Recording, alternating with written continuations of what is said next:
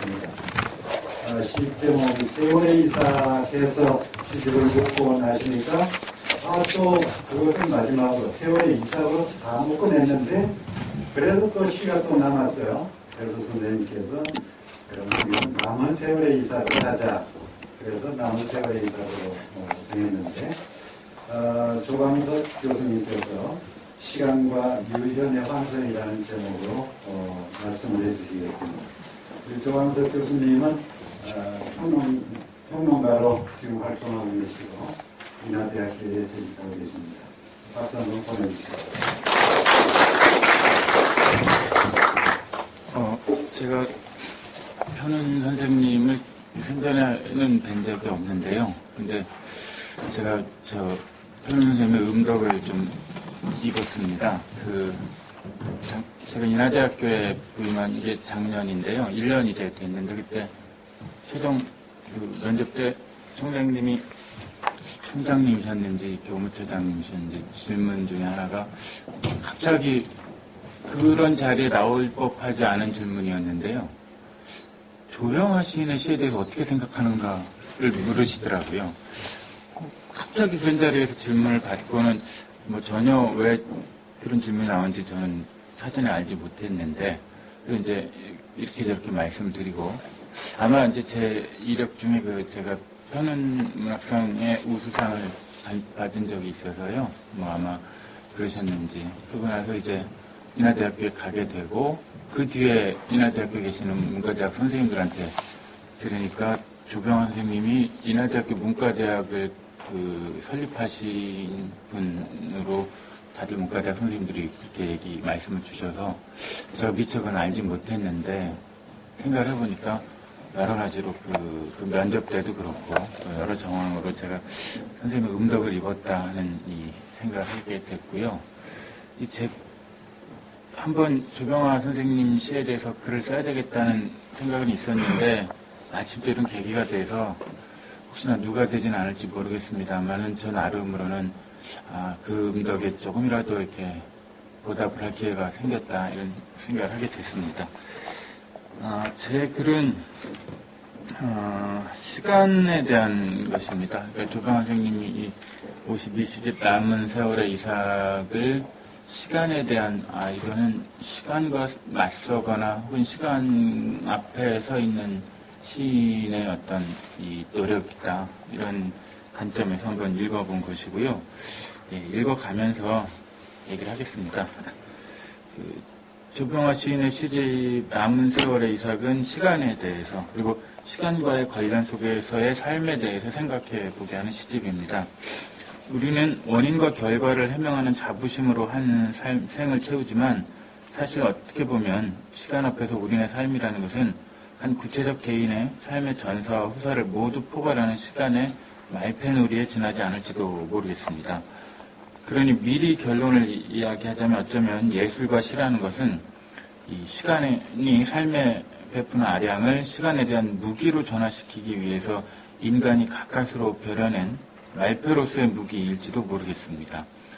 노년의 시인은 한편으로는 쉽게 눈시울을 붉히는 시간의 말패였지만 또 한편으로는 시간이 쉽게 풍화되지 않기 위해서 마지막까지 무기를 움켜쥐는 도전자이기도 했습니다. 물론 그것이 대략의 전부만은 아닐 것입니다. 그래서 이제 먼저 인용한 시는 이 성탄절이란 시인데요.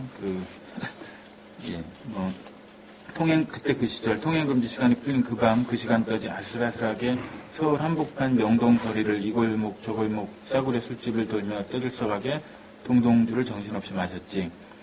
김광주, 이해랑, 한노단, 이인범, 이봉구, 이진섭, 박인환, 유한철, 유후 이게 쭉 그 시절에 대해서 회상을 하시고 계신데 맨 뒤에 보면 다들 갔구나 어디선지 고요한 밤 거룩한 밤 절렁절렁 이렇게 되는 시인데요. 이 시가 먼저 눈에 들어왔습니다. 다음 페이지를 보겠습니다. 문학의 오래된 모티프 중에 이게 이제 영문학에서 나온 것으로 아는데 함께 했던 이들은 다들 어디로 갔지? 우비순트라는 이 모티프가 있습니다. 이게 고난을 함께 했던 이들과의 한때를 상실의 비감과 함께 떠올릴 때 쓰는 표현인데요. 나중에 이제 이게 그냥 꼭 그 고난이나 이런 것뿐만이 아니라 좋았던 이 꿀 시절을 회상할 때 상념에도 이런 모티프를 이제 적용해서 설명을 하고는 합니다. 우비순트 모티프인데요. 이 시에도 보면 다들 갖는가 이런 표현이 있지요. 이게 회상하는 시인데요. 아마도 회상할 때 우리가 생각하는 건 이런 것 같습니다. 시간의 앙태 중에서 대표적인 것이 이 삶의 속도를 상대화하는 건데요. 그러니까 그 시절의 속도와 지금의 속도를 상대화시키는 것이죠. 그러니까 과거는 지혜편에서는 보고 있지만 속도의 측면에서는 비감을 주조하는 곳일지도 모르겠습니다. 인용된 시에도 그 양상은 뚜렷합니다. 소위 문청 시절만큼 문학하는 이들에게 양가적 상념을 떠올리게 하는 것은 없는데요. 왜냐하면 그 문청 시절이라는 게 한편으로는 이 기대와 열기로 가득한 꽃 시절이면서 동시에 그 시절을 회상하는 이에게는 그것이 항상 이미 가버린 미래가 되기 때문입니다. 기대로서는 미래이되 회상을 할 때 돌아보면 이미 가버린 것이기 때문이죠. 또 많은 문학하는 분들의 회상에 의존해 볼 때 해방 후 우리 현대문학의 문청 시절이 아마 1950년대의 명동 시절이 아닌가 싶습니다. 몇 년 전에 명동백작이라는 드라마도 나왔고요. 여기 이 시에 등장하는 이봉구라는 소설가가 명동백작이라는 별명을 가지고 있었고, 명동 시절에 이렇게 지금 여기 얘기된 분들도 조병화 선생님, 또 김두영 시인, 박윤환, 또 이런 분들이 어울려서 그야말로 어떻게 보면 전쟁 직후에 힘들고 어려운 시절이지만 문학적으로는 또 상당히 모르겠습니다. 제가 경험이 일천해서 어렵고 힘들고 가난한 시절이었기 때문에 오히려 더 그분들의 우정과 우위가 돋보이는 시절이 아닌가, 또 예술에 기댈 수밖에 없는 때가 아닌가 이런 생각이 드는데요. 우리 문학에도 1950년대 명동 시절이 역시 어떻게 보면 현대문학 전체의 문청 시절이 아닌가 이렇습니다. 인용된 시에 등장하는 이들이 바로 우리 현대문학의 문청 시절을 기대와 초과 열정으로 수놓은 이들일 것입니다. 아마도 현은 선생님이 우비순트의 대상으로 그 시절을 떠올리는 것은 바로 그 시절이 이런 시기이기 때문이고, 또 그 시절이야말로 어떤 의미에서는 진정성의 시절이었기 때문일 것입니다. 아마도 이것은 이제 모던이니 참여니 전통이니 혁신이니 등등 여러 가지 쟁론의 입장은 달랐지만 가난 속에서 문학하는 이들이 함께 어울리면서 또 다른 삶의 가능성을 꿈꾸던 시절이었기 때문이라고 저는 생각을 했습니다. 이를 잘 보여주는 일화가 있는데요. 잘 알려지지 않은 일화지만 대표적인 민족 시인으로 알려진 신동엽 시인이 있죠. 금강의 시인입니다. 근데 신동엽 시인이 현은 선생님에 대해서 이런 글을 남긴 게 있습니다. 조병화 씨, 당신은 참 선량하신 시민이었습니다. 싸움에 지친 우리들께 간혹 좋은 서정을 가르쳐줬으니까. 신동엽 시인이 평가가 이렇게 후한 분은 아니기 때문에 간혹 이렇게 썼습니다만, 사실은 이 평가는 상당한 의미를 지니고 있는 것이, 그냥 저희가 책에서 읽거나 이렇게 생각을 해보면 모던판이 또 전통판이 순수 서정판이 참여판이 이렇게 물론 논쟁도 많았고 그렇습니다만, 소위 전투적인 민족 시인으로 알려진 신동엽 시인이 편은 선생님에 대해서 이런 표현을 했을 때는 우리가 생각하는 것처럼 쟁론은 쟁론인데 시하고 문학하는 이들이 함께 어울렸던 그 당시의 이 분위기에 대해서 한번 생각해 볼 여지가 있는 것 같습니다. 그래서 이 말 속에 담겨 있는 것은 그야말로 조병화 선생님의 어떤 진정성 이런 것에 대해서 신동엽 시인도 감복했기 때문이 아니겠습니까? 문학사라는 것이 이제 함정이 그런 건데요. 문학의 흐름이 뒤에 보면은 개념이나 유파로 일별되지만 사실은 그 문학사가 놓치는 것이 당대에 형성되는 어떤 문학 고유의 공통 감성 이런 것이 이제 유파를 대별하고 하는 기술에서는 배제되기 마련인 거죠. 시를 이념으로 삼는 시인들에게 민족주의와 순수 서정이 섞일 수 없는 불과 물 같은 것이 아니라는 것은 지금 신동엽 시인의 이런 발언 속에서도 잘 드러나 있습니다. 그러니까 시는 어떤 의미에서는 이 투쟁하는 로맨티스트와 낭만적인 투사를 동시에 품을 수 있는 것이죠. 다들 어디로 갔지 하고 묻는 이의 이 심해에는 순수와 참여의 대립은 전혀 깃들 여지가 없는 것 같고요. 또 지나간 미래를 회상할 때 거기에 이념이 개입될 여지도 많지 않은 것 같습니다. 어떻게 보면 희망을 나눈 이들이 그 시절에 대해서 다만 이제 지나갔기 때문에 아름다운 것이긴 한데요. 그런 회상 속에는 그때의 공감과 우정과 희망 이런 것들이 같이 녹아 있는 것 같습니다. 인용된 시가 그런 걸 보여주는 것 같고요. 그런데 이제 인용된 시에 있는 것처럼 다들 어디로 갔지 하고 묻는 이의 심중에 뭐가 들을까 하는 걸 생각해 보면 그야말로 상실감이 또 깃들 수 있고 또 한편으로는 이 시간의 어떤 위력 앞에서 이 불안을 느끼게 되는데요. 인용된 시 보면 이렇습니다. 이럴 땐 어찌하면 좋소. 여보 이럴 땐 어찌하면 좋겠소. 돌연히 닥쳐온 불안한 예감. 인간이 긴 세월 살아가는데 좋은 일만 있으리오만 생각지도 않은 이 불안. 이 불안이 한치라도 나에게 당신에게 온다면 나는 어찌하리요?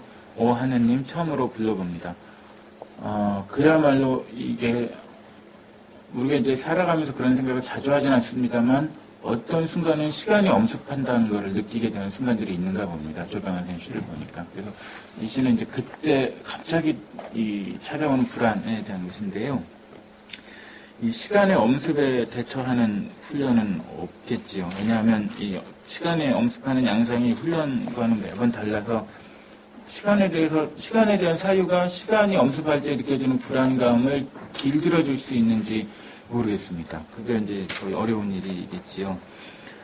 그러니까 어떻게 보면 시간의 갑작스러운 육박 때문에 생기는 불안이 이 사태의 시작인 것 같습니다. 그렇기 때문에 회상하는 이의 상념보다 더 근원적인 것이 바로 시간의 엄습에 따른 불안감이라고 생각을 합니다. 이 불안감이라는 것은 한편으로는 이런 일이 있었지라는 생각과 한편으로는 이건 또 처음 보는 이건 뭐지 하는 것이 동시에 그러니까 기시감과 미시감이 동시에 엄습할 때의 모순 앞에 서게 된다는 것인데요. 그때 이제 말 그대로 어찌 해볼 수 없는 불안감 그런 것에 직면하는 순간들이 있고 또 노년의 이 시인에게는 그 순간이 예사롭지 않았던 것으로 보입니다. 그렇기 때문에 이제 이 시에도 있지만 그 불안 앞에서 이 정말로 광막한 이 불안이라고 할 수 있겠는데요. 그 앞에서 자연스럽게 이 오 하느님 하고 이렇게 처음으로 불러봅니다 이렇게 표현을 하셨는데요. 말 그대로 자연스럽게 나오는 거겠죠. 그 불안을 어찌 견딜 수가 없기 때문에 아이가 엄마를 찾듯이 이렇게 하느님 이러고 부르는 것일 텐데요. 그러니까 어떤 의미에서 이제 그 불안은 그 시간이 갑자기 그런 방식으로 찾아올 때 이 감각의 길을 잃는 아이가 이 엄마 잃은 아이가 말 그대로 엄마를 이렇게 찾아보는 것 그런 것과 같은 것인데요. 그래서 이때 오 하느님 이렇게 부르는 것도 그런 맥락에서 이해가 될 수 있을 것 같습니다. 또 한편 이런 시도 있습니다. 그 밑에 있는 시에 보면 우물도 세월 따라 늙는지 늘 물이 고여서 넘쳐 푸른 하늘을 가득히 담고 출렁거리더니 세월 갈수록 수맥도 줄어들어 우물 안에 하늘이 좁아든다. 우물의 세월 아직은 남아 작게 좁아든 하늘 그곳에 내가 있나니 오 뮤즈여 이렇게 부릅니다. 그러니까 시간의 불안 앞에서 엄마 찾듯이 오 하느님 이게 자연스러운 것처럼 오 뮤즈여 이렇게 찾는 것도 자연스러워 보입니다. 그러니까 말 그대로 이 뮤즈야말로 시의 어머니니까요. 이 세월에 대한 사유 한가운데에서 뮤즈를 이렇게 불러보는 것도 대단히 자연스러워 보이고요. 그랬을 때 이 시라는 것은 시간에 대해서 뭔가 인간이 대처할 수 있는 여러 가지 방법 중에 유력한 것 중이 시가 아닌가. 그렇기 때문에 이 인용된 시에도 세월에 대해서 이렇게 사유를 하시다가 마지막에 오 뮤즈요 이렇게 부르시거든요. 어떤 의미에선 1년과 2년의 맥락에선 갑자기 맨 마지막에 오 뮤즈요 이렇게 부르실 까닭이 없는데 갑자기 이 뮤즈가 등장을 합니다. 그러니까 길 잃은 아이가 엄마 부르듯이 하는 건데요. 그런 맥락에서 저는 읽어봤습니다. 그렇기 때문에 이 시는 두 번 읽어볼 필요가 있을 것 같습니다. 맨 마지막 행을 괄호해 놓고 읽어보면 이제 세월에 대한 얘기가 되는데요. 여기 이제 우물이 있습니다. 우물이 있고 늘 물이 넘쳐서 이제 하늘을 가득 고이게 만든다고 선생님 표현하신 것처럼 그런 우물이 있는데 이 우물이 노년을 맞는다고 표현하고 계십니다. 만약에 그냥 우물 자체가 좁아졌다 이렇게 하면 범상한 표현일 텐데요. 또 그런 표현이라면 변화에 대한 실감이 현저히 줄어들었을 것인데 우물 안에 하늘이 좁아든다 이렇게 표현을 하셨고요. 그런 진술이야말로 이질적인 것들 속에서 공통성을 발견하는 이 시적인 지성이 하는 일인데요. 이 안에 보면 우물이 좁아들고 우물 안에 담긴 하늘이 좁아들고 또 그 안에 마치 내가 놓여 있는 것처럼 나 스스로도 이렇게 좁아든다. 이렇게 세 겹의 패색이 있습니다. 이 세 겹의 패색이 절망으로 귀결되지 않는 까닭도 어떻게 보면 시의 일인지 모르겠습니다. 그러니까 우물이 좁아든다, 뭐 하늘이 좁아든다 이게 아니고 우물에 담긴 하늘이 좁아든다라는 표현을 가능하게 하는 것이 시이기 때문에요. 다음 페이지로 가보겠습니다. 그래서 이 본래 이 시적인 지성이 하는 일이라는 것은 연관성이 적은 이질적인 것들 사이에 유사를 발견하는 일인데요. 이 세 겹의 패색, 즉 연못과 거기 담긴 하늘과 그렇게 좁아든 하늘 안에서 자연스럽게 위축을 감내하는 나를 발견해내고야 마는 것, 그것이 시적 지성의 일이라고 저는 읽었습니다. 그런 맥락에서 이제 마지막 경을 포함해서 시를 다시 읽어보면 이 시간의 강력한 압박 앞에서 입술의 이 좁은 틈으로 발화되는 저 뮤즈는 앞에 인용된 시에서의 하느님에 비견될 수 있을 것 같습니다. 시간의 엄습에 대한 불안 앞에서 처음으로 하느님을 부르듯이 시간의 압박 속에서 감각의 길을 잃은 구체적 개인이 이제 뮤즈를 발음하게 되는 것이죠. 그럼 이때 시는 시간이 마음대로 부려쓰는 말패로서의 인간이 아니라 시간과 겨누는 무기를 지닌 인간을 만들어주는 게 시라고 선생님의 시에서 그렇게 읽어봤습니다. 밑에 이제 또 시를 인용을 했는데요. 이 시도 세월은 요구한데 아프고 병들고 늙어가는 인간들의 목숨 가려나해라. 요 연만 보면 어떤 의미에서는 범상해 보이기도 하는데 그러나 그 다음 연에 보면 가련하다 한들 그것도 얼마나 가리. 이런 표현은 범상한 표현은 아닌 것 같습니다. 앞에 있는 것은 세월이 지나가고 그래서 인간들이 말 그대로 세월에 풍화되고 아프고 병들고 늙어가고 그것에 대한 연민을 품게 되고 그런 것인데 그것에 대해서 다음 연에서 가련하다 한들 그것도 얼마나 가리 이렇게 표현을 하셨으니까 그냥 시간이 지나가니까 늙고 병들고 가련하구나 하는 연민만 표현하신 게 아니고 뭔가 다른 게 이제 있는 거죠. 밑에를 설명을 보겠습니다. 뮤즈를 불러내서 시간에 맞설 무기를 벼리는 것을 그런 현장을 조병화 시인의 시에서 그런 현장을 읽지 못하면 요 인용된 시의 두 번째 연을 자세히 읽어내지 못할 것 같습니다. 앞의 연은 시간 안에 폐색된 이들의 고통과 그에 대한 연민을 담고 있지요. 고통은 시간의 산물이고 연민은 시간의 산물에 대한 정서적 대응으로 읽힐 수 있습니다. 그런데 그 시간에 대해서 역습하는 현장이 두 번째 연에 있습니다. 시간은 모든 살아있는 것들을 무르게 만들며 모든 생물을 풍화시킵니다. 그런데 시를 가진 사람이 이에 대응하는 방법은 풍화에 맞서는 것이 아니라 유한성으로부터 비롯된 연민마저 저 풍화 작용에 내어주는 것입니다. 다른 말로 하자면 이것도 역시 문학의 모티프 중에 하나입니다만 이 또한 지나가리 이런 것이 될지도 모르겠습니다. 서구 근대 철학자 스피노자를 비롯한 여러 철학자들도 이 시간 속에서 인간의 고통에 대해서 다뤘고 그것을 이제 시간 속에 인간이 고통을 맞는데 그러나 그 고통도 시간 속에 티끌일 것이다 라고 간주하는 방식의 형이상학들을 체계를 세웠었는데요. 근데 이제 그들의 전제는 개체의 삶을 넘어서 신이 통과하는 역사가 있다는 전제를 서구의 근대 철학자들은 하고 있습니다. 그런데 이 지금 조병화 선생님의 인용된 이 짧은 구절 안에는 이 신이 주관하는 역사라는 것에 기대지 않고도 이 시간과 맞서려는 어떤 결기가 있다고 저는 생각을 했습니다.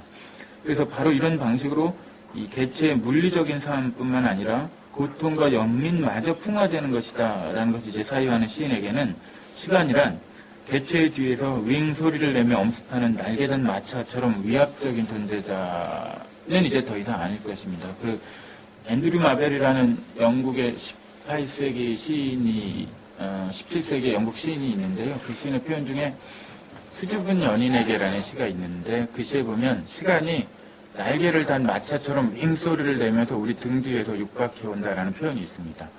시간에 대한 표현측은 상당히 말 그대로 실감이 있는 표현인데요. 그 시의 결론은 그러니 이 수줍어하지 말고 빨리 일을 보자 이런 건데요. 뒤에서 이렇게 시간이 날개를 단 마차처럼 이렇게 윙 우리한테 육박해 오는 한편으로는 두렵고 그런 것인데 이 시에서 조병화 선생님이 이제 두 번째 연을 저런 방식으로 쓰셨을 때는 조병화 선생님한테 시간이라는 것은 앞에 상실감의 표현도 있고 또 그런 것도 있었겠습니다만 이 두 번째 연에서 보면 어떤 역전이 일어나는데요. 이 시간이 더 이상 위압적인 존재자이기만 한 것은 아니고 어떻게 보면 슬픔마저 포함하는 이 유현의 처소가 될 수 있겠다는 생각을 했습니다. 그래서 이 시집에 실린 시들 중에서 한 편은 상실감을 표현한 시들이 있고요. 아까처럼 또 회상하는 시들이 있고 시간에 대한 사유가 직접 있는 시도 있지만 또 한편에 놓인 게 시간 안에서 그 유현함을 이렇게 보는 그런 시들입니다. 여기 그 인용된 두 편의 시를 인용을 했는데요. 하나는 무거운 세월이라는 시고요. 또 하나는 이제 노파와 흰 갈매기라는 시입니다. 두 시가 저는 이 유현의 계통에 놓일 수 있는 시라고 봤습니다. 앞의 시는 한 노인이 호심 깊이 낚시를 던지고 온종일 물가에 홀로 앉아있다. 물속에 구름인지 바람인지 이따금 낚싯지만 흔들릴 뿐 호심 깊이 흰 구름 소리 없이 흐르고 천지 사방이 귀를 찌르는 정막이다. 우주무한 오늘도 그 자리. 두 번째 시는 바닷가에서 행상을 하는 한 노파가 과자 부스러기를 연상 공중을 향해 날린다. 흰 갈매기들이 끽끽 날아들어 나이스에게 채간다. 순간 노파는 허공을 흔든다. 절을 한다. 무슨 사연이라도 있는 것인가? 멀리 한 객인이 그걸 보고 서 있다.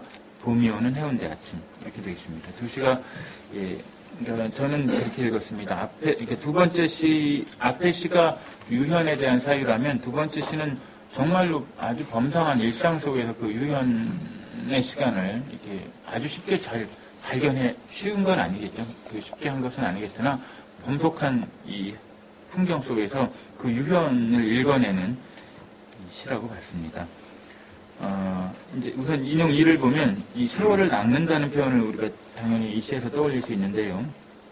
이게 이제 상투적인 표현, 세월을 낚는다 자체는 상투적인 표현이 이기 때문에 어쩌면 우리는 그 말의 묘미를 잊고 살았는지 모르겠습니다. 그런데 다시 한번 그 표현을 잘 생각해 보면 그것이야말로 시간에 대한 어떤 통쾌한 역습이 아닌가.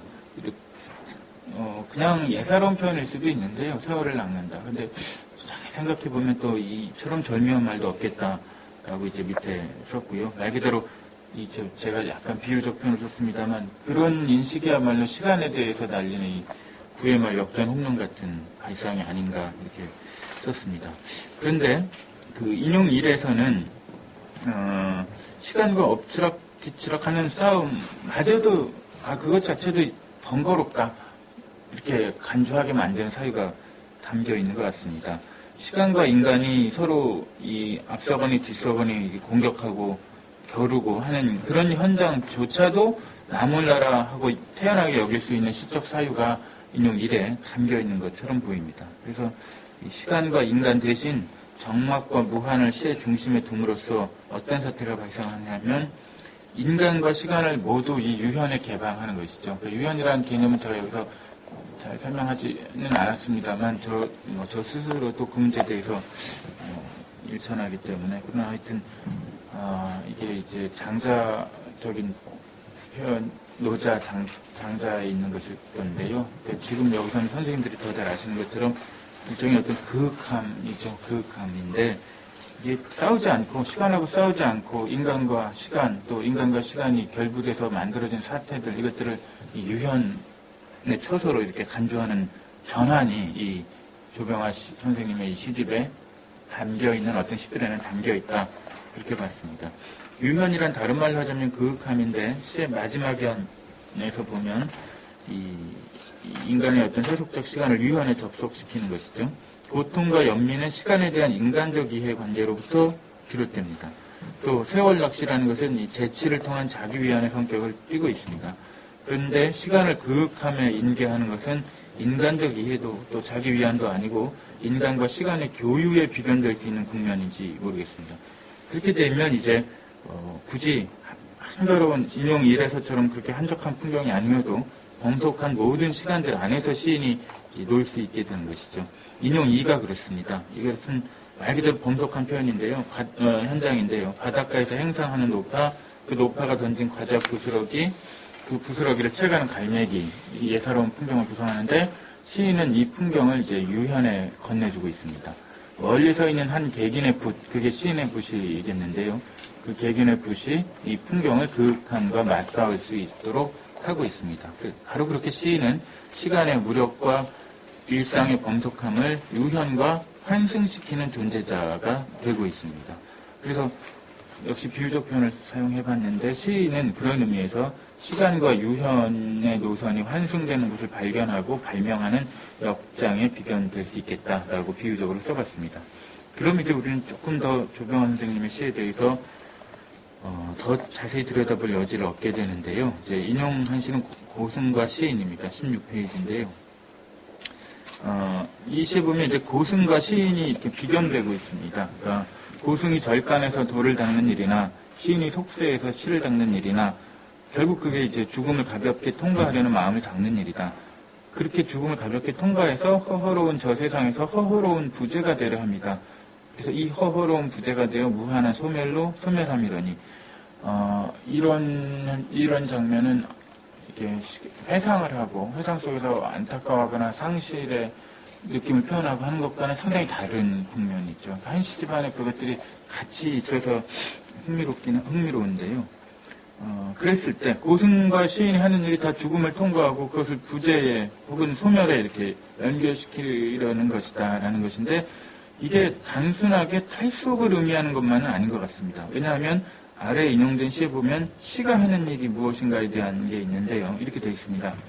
자연은 인간 생명의 고향이며 에로스는 인간 영혼의 고향이어라. 인간은 이 두 고향에서 제한된 생명을 살아야 하는 그 위안으로서 끊임없이 예술 행위를 계속하는 것이다. 이런 시가 있습니다. 대단히 깊고 흥미로운 사유이고 제가 지금 이 글에서 잡고 있는 시간에 대한 주제 의식과도 다 있는 것 같습니다. 우선 보면 이 자연과 에로스가 대비되고 있습니다. 이것은 통상적인 대비는 아닌 것 같습니다. 오히려 에로스 역시 자연의 일부라는 것이 우리의 상식일 것인데요. 여기서는 그것을 대비를 시키고 있기 때문에 이 맥락에서 우리가 에로스가 뭘 의미하는가를 읽어야 할 텐데요. 자연과 대비되는 바로서의 에로스라는 것은 이때 생명의 고향과 대비되는 영혼의 고향으로서의 에로스라는 것은 일종의 정신적 에너지에 비견되는 것이 아닌가. 그 고향이란 말의 본뜻이 그러하듯이 자연이 인간의 생명을 낳았다면 인간의 영혼을 갖고 추동한 것이 에로스다 이렇게 해석이 되겠죠. 그러니까 말 그대로 인간의 정신적 활동을 가능하게 하는 에너지로 보고 계신 것 같습니다. 흥미로운 것은 이 제한된 시간만에 허락된 구체적 개체인 인간이 이 두 고향을 동시에 지니고 있으며 또한 그 제한성에 대한 위안으로 존재하는 것이 끊임없는 예술 행위라는 인식입니다. 말 그대로 예술 행위가 이 제한성에 대한 위안이 된다고 이렇게 표현을 하고 계시죠. 근데 여기서 중요한 것은 끊임없이라는 표현인 것 같습니다. 그러니까 그 위안으로서 끊임없이 예술 행위를 계속한다 이렇게 표현을 하셨는데 주목할 것은 그 끊임없이라는 부분인 것 같습니다. 인간은 생물학적 생존에 몰두하는 존재자로 전락하거나 정신의 에로스적 충동을 통해 삶을 형이상학적 위안에 내어주는 태도로 증발할 수 있겠죠. 그 두 개의 위험 사이에 놓여있는 존재자로 인간을 파악을 하고 계신 것 같습니다. 근데 이때 끊임없이라는 시어가 중요한 까닭은 어떤 부단한 운동이 없다면 인간은 생물학적 단위로 추락하거나 형이상학적 변설로 기화하고 말 존재라고 보고 계신 것 같습니다. 그래서 예술이란 뭐냐? 바로 그 추락 혹은 기화, 추락하거나 기화되거나 그것을 지연시키고 인간의 삶을 하강과 상승 사이에서 균형 잡는 행위로 예술을 보고 계신 것 같습니다. 그래서 이게 끊임없이라는 표현이 왜 중요한 거 하니 1초간의 예술 행위의 부재는 1초간의 추락이나 증발을 의미하는 것이기 때문입니다. 예술은 인간이 추락하거나 증발하는 것을 대순간 지연시키는 운동입니다. 그러니 예술의 위의에 대해서 이보다 더 장엄한 발설이 되어 있겠습니까? 아래 인용된 시에 보면 이 예술에 대해서 어떤 생각을 하고 계신지 잘 드러나 있는 것 같습니다. 예술이 인간의 추락과 증발을 매순간 지연시키는 운동의 까닭은 미적인 것이 슬픔과 희열이 함께 사는 사랑의 집이기 때문입니다. 이 시에 있는 표현대로입니다. 토마스 만이 한 소설에서 이런 표현을 했었는데요. 이 근대 예술가라는 존재자가 어떤 존재자인가 하니 사태가 복잡하고 슬퍼지는 데까지 보는 존재자. 그러니까 복잡하는 데까지 들여다보는 건 충분히 이해 가능한데 복잡하고 슬퍼지는 데까지 들여다보는 존재자가 근대 예술가들이다. 이런 표현을 토니오 크레그라는 소설에서 하고 있는데요. 바로 그런 의미에서 여기도 이 시에도 보면 이 조병환 선생님이 황후를 이야기하면서 동시에 슬픔과 희열을 같이 놓고 있습니다. 그러니까 이 시집에 보면 조병환 선생님이 계속 일상적 아주 사소한 장면에서도 슬픔을 느끼고 이런 표현들이 계속 있는데 그것을 지금 이 조병환 선생님이 앞에 그 예술에 대해서 부여하신 의미의 맥락에서 파악을 해볼 수 있을 것 같습니다. 슬픔과 희열이 말 그대로 함께 공존하는 것이죠. 공존하는 것을 읽어내시는 것이죠. 그래서 사태가 복잡하고 슬퍼지는 데까지 보는 눈만이 우선은 슬픔을 알고 그리고 다음은 희열을 아는 법입니다. 그래서 그는 여기까지 보고 계셨던 것 같습니다. 그렇기 때문에 이 다음 아래에 인용된 시는 이제 마지막에 인용을 했는데요. 이 시에 대해서 해설은 붙이지 않았습니다. 그러나 한 진경이랄 수 있겠는데요. 아래 인용된 시는 이 구체적 개체로서의 시인의 바라가 아니라 이 슬픔과 희열이 공존하는 것이라는 것의 의미에서 미적인 것이 말 그대로 시인의 육성을 빌어서 내는 전언에 가까운 것 같습니다. 그래서 마지막 시를 설명 없이 인용함으로써 글을 마치겠습니다. 고맙습니다.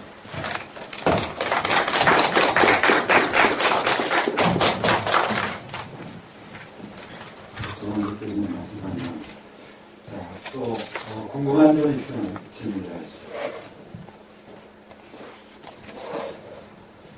그 용어 사용하신 것 중에 말패라는 용어 사용하시는데 좀 생소하실 것 같아요.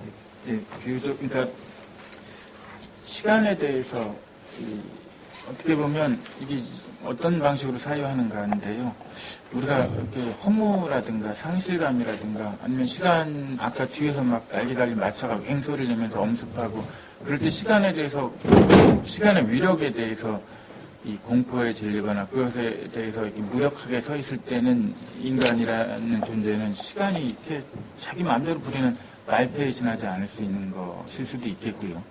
그런데 이제 시인은 거기에 반격하는 거죠. 시간이 나를 말패로 쓰겠다고, 인간의 삶을 말패로 쓰겠다고 나는 그것에 대해서 이렇게 응전하지, 싫어. 뭐 이런 이제 생각을 담고 쓴 비유적 표현입니다. 질문 없으십니까? 예. 질문이 없으신 것 같아서 여쭙겠습니다. 그 조 교수님은 한자 세대가 아니시죠? 예, 아닙니다. 그런데 그 시간과 유연의 한심 구멍 아닙니까? 예. 근데 얼핏 느끼기에 제 개인적으로 인식되기에 시간과 유연의 한심이라는 걸 보니까 우리가 저기 큰 절에 가면 법당에 부처님이 세 분을 모셔요. 가운데 부처님이 두 분이야. 양쪽이 협시라고 그러는데 요 문장에서 유현이 두 분이야. 그 유현이라는 것이 거무시원자시죠. 네. 그래 천자문에 천지쇼랑이 언저호라고 그래 줄여서 그렇게 말해요. 천자의 글자를 천지쇼랑 언저호야 그렇게 하는데 현이 그렇게 미학적으로나 브레이크 아니에요. 현이 현하고 그렇다는 의미인데 평론이라는 것은 선도하고 융도하는 측면이 있는 겁니까? 평론가 있잖아요. 저는 잘 모릅니다만 제 인식은 그래요. 그래서 예술이 아까 말면서 수학을 방지하는 기여시키는 그러한 거를 말씀하셨는데 저쪽을 동감이고 요즘 그 가장 유행하는 것이 뭐 같습니까? 강남 스타일이 제일 유행하잖아요. 그런데 강남 스타일에만 있어서는 안 되죠. 강남 스타일과 더불어서 있어야 될 것이 여기가 강북 아닙니까? 강북 스타일이 있어야 돼요. 그 사회가 밸런스가 맞춰지죠.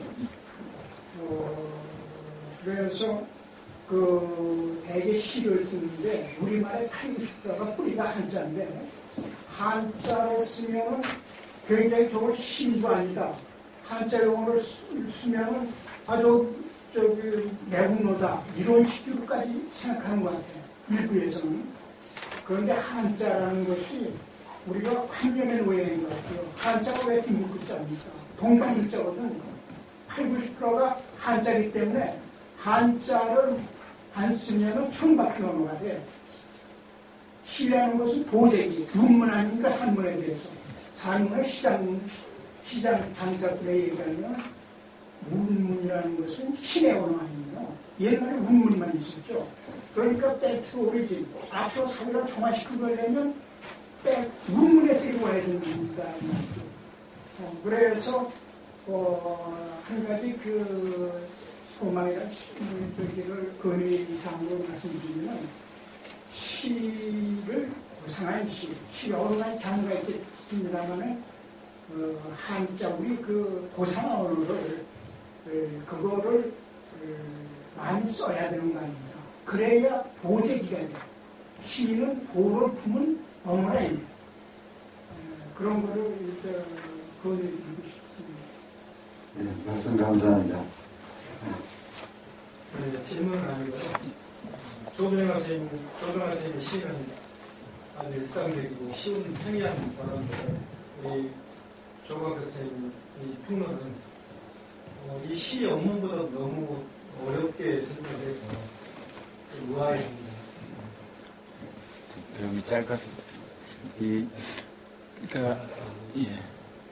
거기에 대해서 제가 잠깐 말씀을 드리자면, 그러니까 도병환 선생님께서 쉬운 언어로 그렇게 시를 쓰신 것은 그 쉬운 언어에까지 와 닿을 수 있는 그 철학적인 사유가 뒷받침이 됐기 때문에 그 쉬운 언어에 와 닿았다. 이렇게 생각하시면 좋을 것 같습니다. 아까 한협의 온천 거기 중에서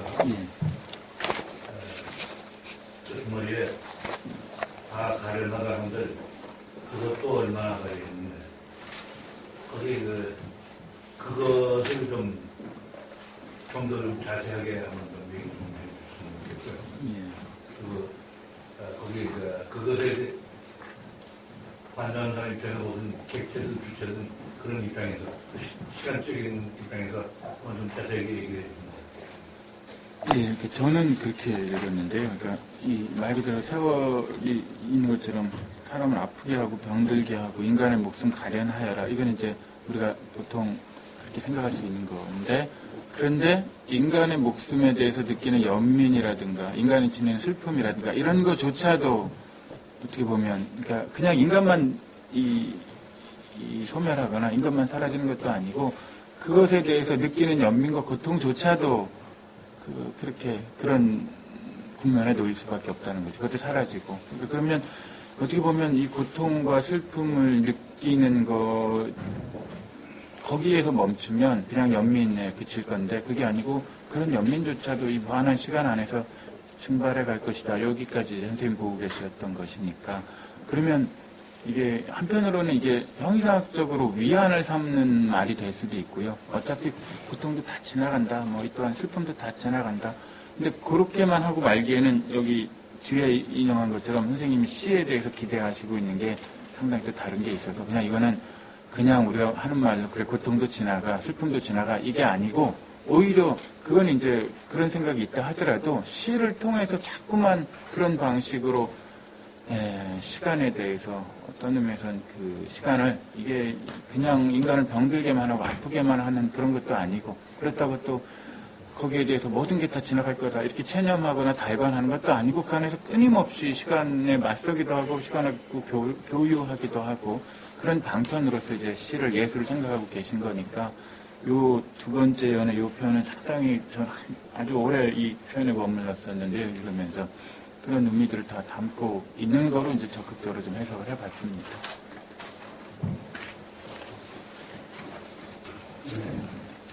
수고하셨습니다. 박수 한번 주세요.